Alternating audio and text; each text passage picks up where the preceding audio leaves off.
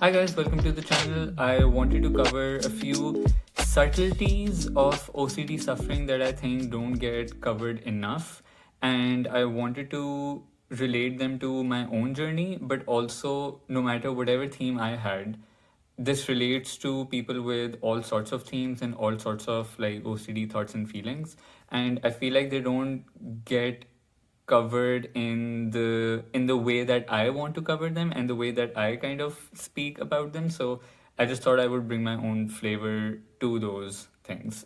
So before I go on, please subscribe to the channel. Please like this video. Please talk to me, comment on this, and see where we go. The first thing I really want to get into is how we stop ourselves from working on recovery, and that can mean doing exposures, doing the reading, or trying to work on disputing, trying to work towards acceptance and breaking down our worst case scenario. How we stop ourselves from doing that, because what we're doing most of the time is we are trying to envision the future. We're trying to envision what the future would look like if we are recovered, or if we feel less anxious, or if we worry less. And that kind of envisioning is kind of this wishful thinking that, oh, if I try to just envision what it would feel like, maybe I can change what I am doing in the present moment. Maybe I can change my behavior in the present moment. Or maybe I can check my feeling by thinking about the future. I can check my feeling in the present moment and get some direction from it, or maybe try to feel better from that. And it is a compulsive cycle of checking your feelings, and we get stuck in this imagination loop that keeps us from taking action, and we're only like going around in circles in our mind. It's like trying to look at the stars on a cloudy night. That won't happen. And I think for me, I kept doing that, especially in terms of exposures, because I kept thinking how I would feel during the exposure and after the exposure. It was something I was trying to check constantly in my mind and trying to gauge if I was okay with it or not okay with it. And therefore, my exposures got delayed and delayed and delayed. So, what I started to eventually do was I thought I would, instead of trying to predict and preempt how I would feel and what I would feel and what I would think, I will just do the thing and see what happens then. I will experience it for myself to answer that for myself. Oh, what did I feel? Instead of trying to either ask for reassurance of what it would feel like, or trying to already predict what would happen. So I thought, okay, I'll find the answer out myself. So you can try that approach for yourself as well. And this is common for a lot of people who are trying to just imagine what acceptance would feel like. Can I be ever okay with this? It won't happen until you actually take the steps that are needed for it. The other thing I really wanted to highlight was how an ego problem can be a big obstacle for you, and that can come in a variety of ways. I think for me, one of the biggest ways that ego played a role for me, how I was just like, no, I need to protect my ego, or and things like that, is where I did not want to work on unconditional other acceptance, because I thought that would mean I am like dismantling my ego. That I am letting the other person walk away with, being bad, or I'm letting the other person walk away with being unfair, or I am making it okay for them, or I am enabling them. And I therefore would have no self-respect. Um, I would have nothing to show for. I would have no integrity. And this does play a part in OCD also, in the sense that for me, with contamination, like there were certain people I avoided touching certain surfaces or meeting certain people, or like going near them and stuff like that. So I thought that, oh, if the exposure would mean, or if the recovery work means that, oh, I would have to talk to them or be nice to them, or be like not nice, at least be polite to them and stuff like that, that would mean that that would be such a blow to my standing and I would have no place. That would mean I'm letting the other person walk all over me. And this for me obviously played in a contamination OCD capacity, but for many people it can play in the context of like, I must not let the other person win this argument over me, because I would be nothing then, or I would look bad. I would look terrible if this happens. If I don't prove my point successfully, if I don't prove my work ethic to people successfully, then then I will have no respect. These are the kind of like notions that we have, and this is definitely a big ego problem that we face, and that does keep us from letting our walls down and putting ourselves in a place where we don't have to like so strongly and so heavily hold on to these notions and irrational beliefs. um the third thing that was a massive issue for me was trying to make other people behave according to what was comfortable for me. And that didn't, I mean, it played in two different ways. One, if people knew I had OCD and they had seen me suffer from it, I would be very explicit about the fact that I can't sit here, I can't touch this, we need to go somewhere else, we need to be somewhere else, we can't go there, we can't do this. I would limit a lot of like activities and a lot of mobility for people around me, especially in college when I used to hang around with my friends. So there was one thing was one way of doing that was that. The other thing was people who didn't have a full idea of what my OCD looked like or what OCD suffering is. I would find very subtle ways of like bringing it about. So, for example, if I was with another group of friends and they wanted to go to a restaurant that was contaminated for me, I would be like, no, but I don't like that restaurant at all. I always get sick when I eat from that restaurant, or their food is terrible. Oh no, it's too noisy, and I just want a quieter place where we can all talk and be chill. Like, I would come up with all these very, like, almost, I would say, manipulative reasons to be like, no, I want to avoid that. I can't do that. Let's not do this. Let's not touch that and stuff like that. So, and that can become a huge problem, especially because if it goes to certain extremes, people around us start to get very uncomfortable, and they don't want to be like they don't want to be around us or spend time with us anymore, because every single thing becomes so calculated and controlled.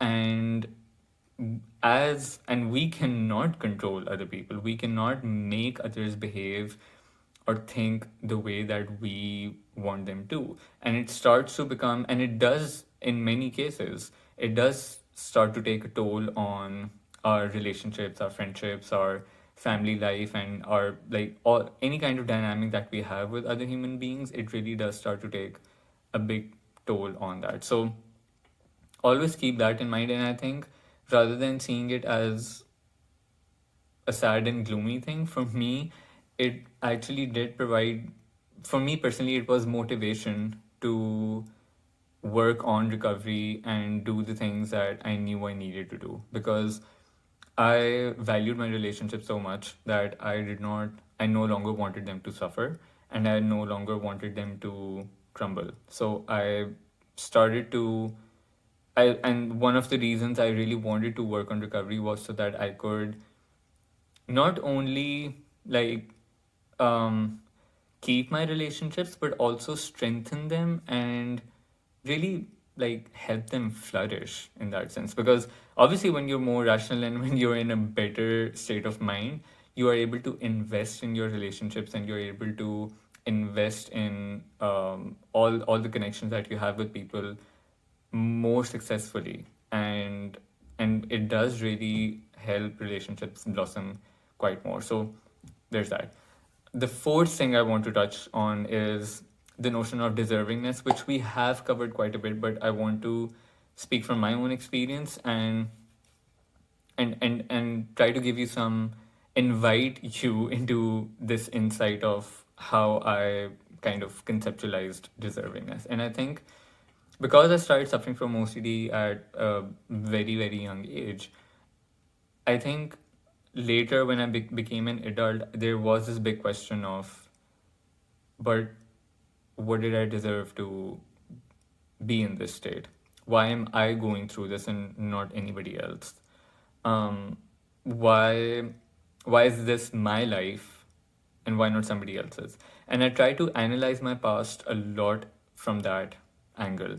I try to look at my past in terms of, what are there any bad actions that I did? What actions did I did to that led me to this place of being so chronically anxious and so fearful, and having such low self-esteem. Not like completely, but at some points I had quite in certain moments and situations I felt like I had low self-esteem. Um, and so and one of the things I really struggled with was, I thought that, oh, I started suffering chronically from OCD at the age of 14. So that means that if I did something to deserve this, or as karma, perhaps, then that means that those bad actions that I had done were before the age of 14. So what were those actions?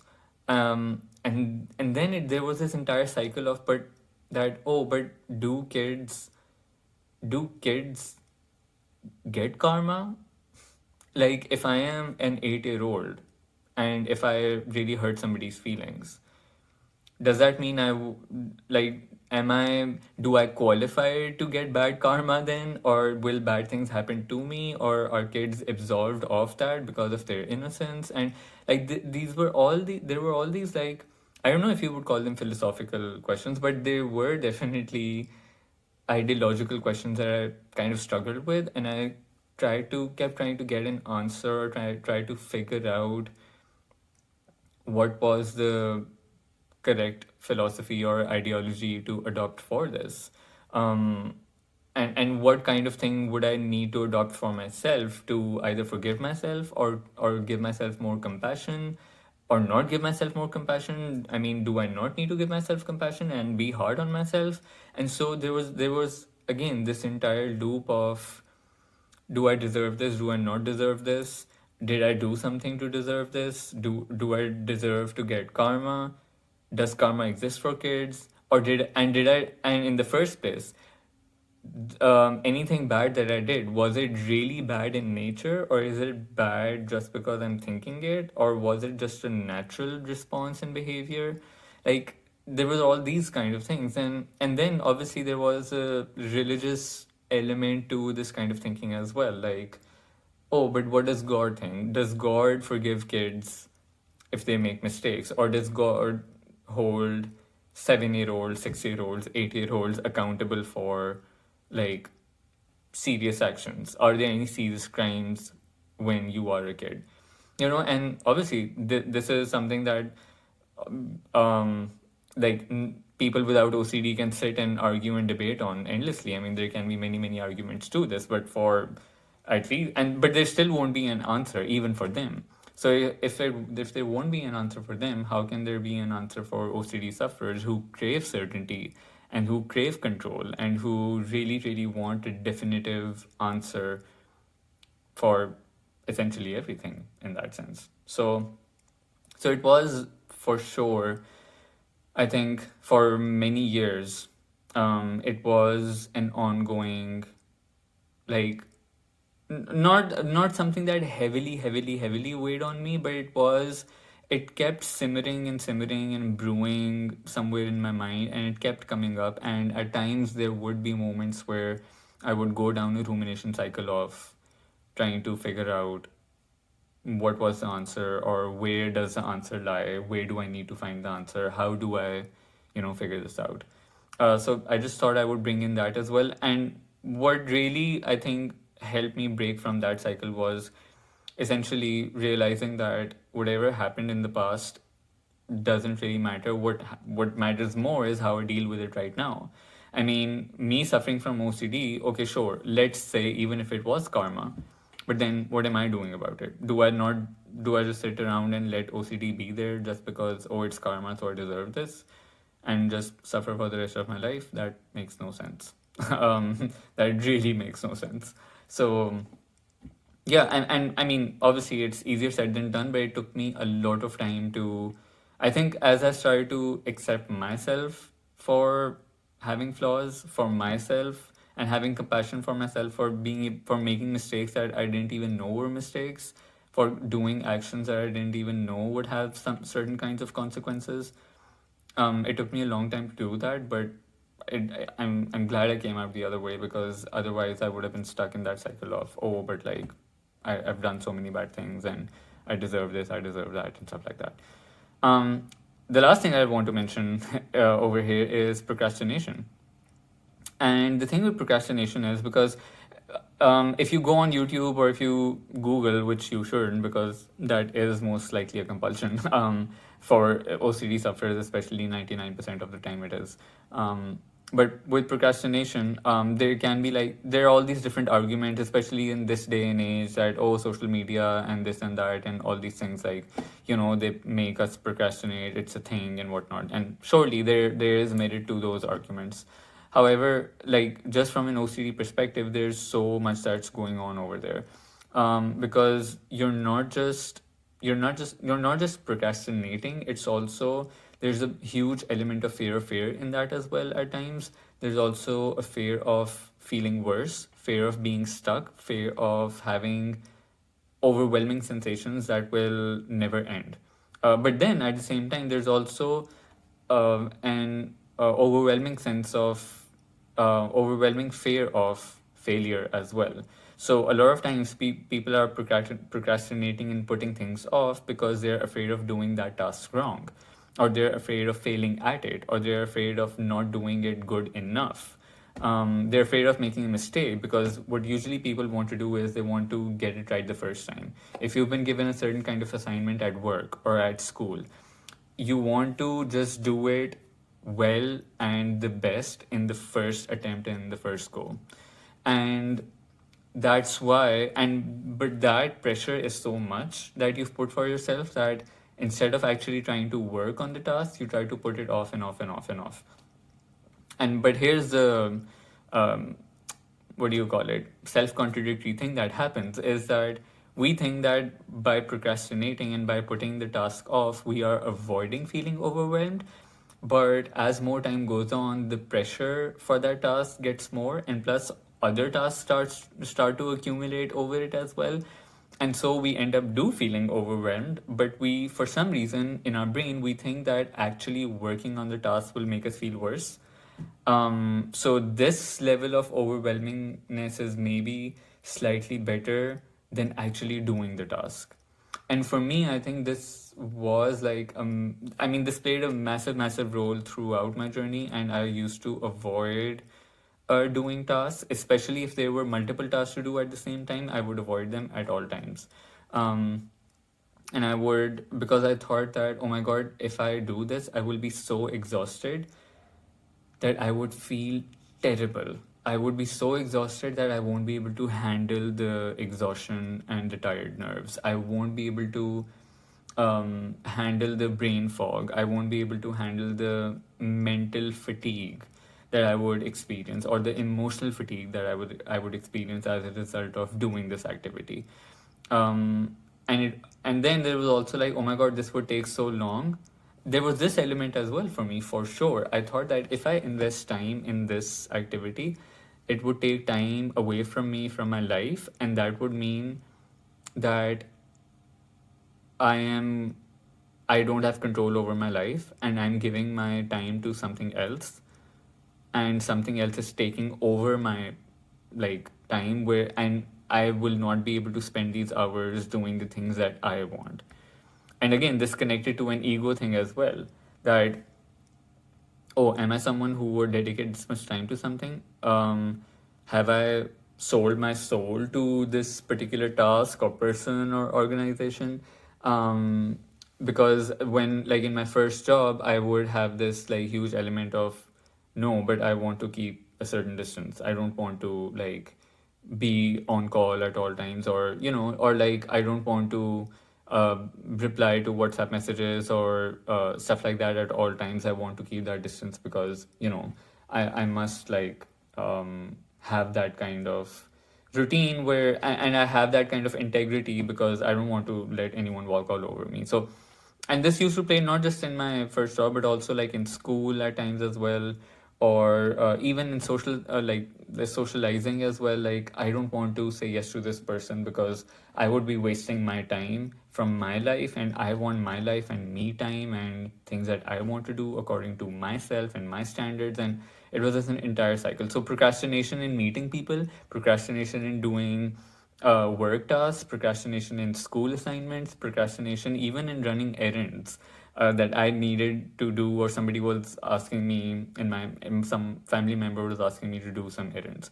So there's constant procrastination, and there are multiple threads too why we procrastinate. Because again, it can be a fear thing that, oh, what if I get overwhelming sensations, what if I get uncomfortable sensations and I can't handle them, what if I stay stuck in that feeling of overwhelmingness, what if I get too exhausted. But then also, what if I fail, and what if I feel terrible about myself? What if I make a mistake and not do it perfectly and feel terrible about it? What if I fail and then embarrass myself in front of somebody else? I would feel so ashamed and guilty, I won't be able to handle it. I don't want to be a failure. I don't want to come off as like a incompetent person. Um, I don't want to let anyone step over my boundaries. I don't want to come off as someone who is always available. So there are all these elements to procrastination that come with it, and these are definitely connected to OCD no matter what theme you have. So I wanted to, so yeah, these are the five main things that I wanted to cover from my journey, and try to, yeah, bring some relatability to it no matter whatever theme you have. Let me know what you think. And if you see me on the Facebook group, find me there, tag me, ask me a question if you want to. If you are with me in one of the WhatsApp groups, message me and ask me any question that you want to. If you want to ask me any question here, just on YouTube, definitely come in the comments, ask a question. Let me know if you want to know more, or if there's anything you want me to go into more detail with, and I can do that. Otherwise, I don't know. How else can you reach me? Yeah, these are the main ways you can reach me, I guess. So I'll see you guys soon. I hope this helped. I hope this brought you some insight. I hope this helped you with understanding your own self better a little bit as well. And I'll see you soon with another video, I guess. Bye bye.